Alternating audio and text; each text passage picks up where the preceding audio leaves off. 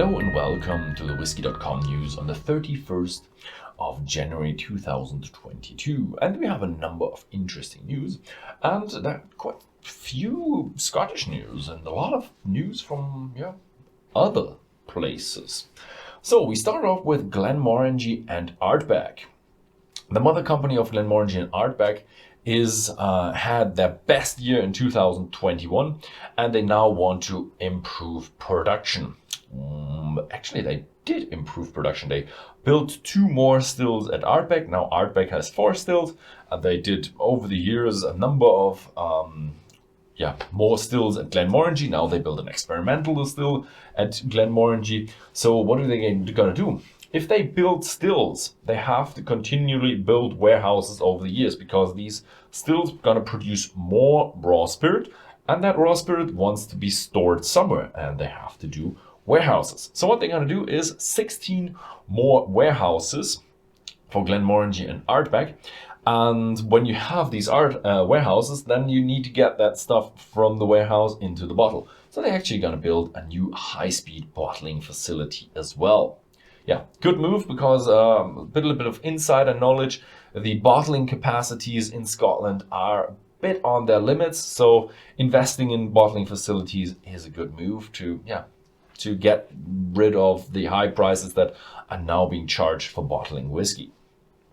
Then we have news from the Eden Mill Distillery, and they are being sold to a company called Unveils LLP. The buying price was unfortunately confidential, so we don't know anything about it, but we do know that the sale actually has a clause in it that forces the new buyer that a new distillery is being built on the Eden campus of St. Andrews University, probably the Eden Mill Distillery. And they must have a visitor center, and it should be open in 2023. And the founder of the distillery, Paul Miller, will also be still running the businesses. So it's probably just an investor coming in, from what I read in these news there. That was it with Scotland. Now we move to England. We have quite a number of news from English whiskey. The Bimber Distillery is presenting the Apogee XII, or the Apogee XII. It's a 12-year-old pure malt. Pure malt is not a label. It's just a name. It's not protected. Doesn't mean much. And they want to, bring in the art of blending as want to be a tribute to that, because it is a blend from Highland and Speyside single malts. It's 46.3% ABV, not colored, not chill filtered, limited to 20,000 bottles. Then we have news from the Cotswolds Distillery. The Cotswolds Distillery is actually quadrupling their production, so 4 times the production. And in summer 2022, the new production facilities should be finished and everything should be up and running. And at that point, the Cotswolds Distillery will become the biggest distillery of whiskey in England. Yeah, if they become the biggest in Scotland, that's a big deal. But in England, it's good, but it's not that big. But English whiskey is becoming bigger as the White Peak Distillery is bringing out their first new whiskey. It's called the Wireworks Whiskey, and it's from Derbyshire. And the White Peak Distillery is presenting their single malt with 50.3% ABV. So congratulations to their new whiskey. New whiskey distillery with new whiskey. Then we move over to Ireland. Let's have a look at what happens in Ireland. Teeling is bringing out some new vintage reserve collection, 32 years old, distilled 1989. They're bringing out quite a number of stuff there.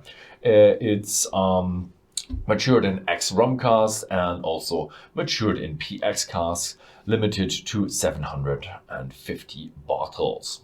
But they're bringing out quite some good stuff, so nice. Then we move over to the international distilleries. The Mackmyra brings out a special cask edition. They're now calling it SCE, Special Cask Edition. And it's different 30-liter casks coming to the market, and they're just bringing out one with a winter label.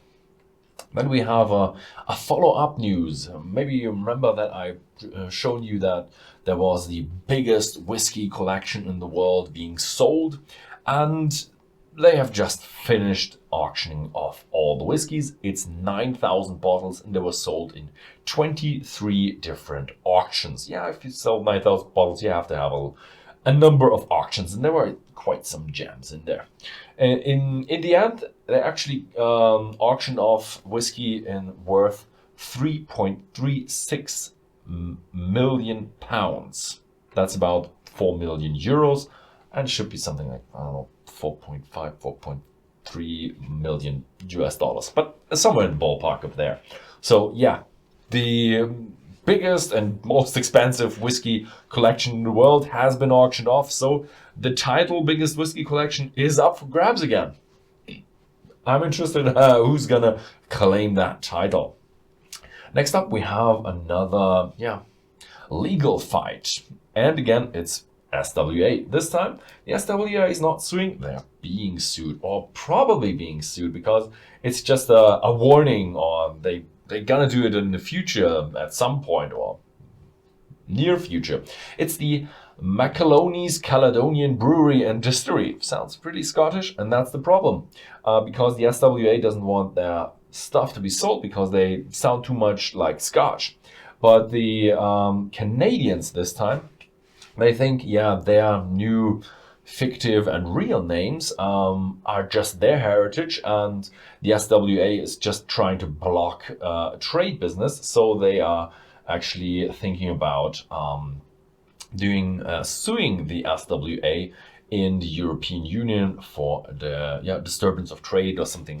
It's not quite the right legal term, and they want to do some legal there, because they think their whiskey should be allowed to be called that. And that was the news. Let me give you a bit of background there.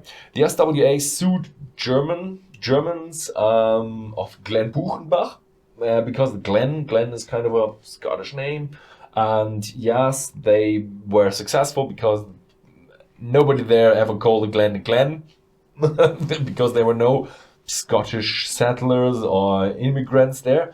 But in Canada, there are a lot of Scottish settlers who were going to Canada and calling different parts of the country Glen or Ben, or I don't know, all these Celtic names there.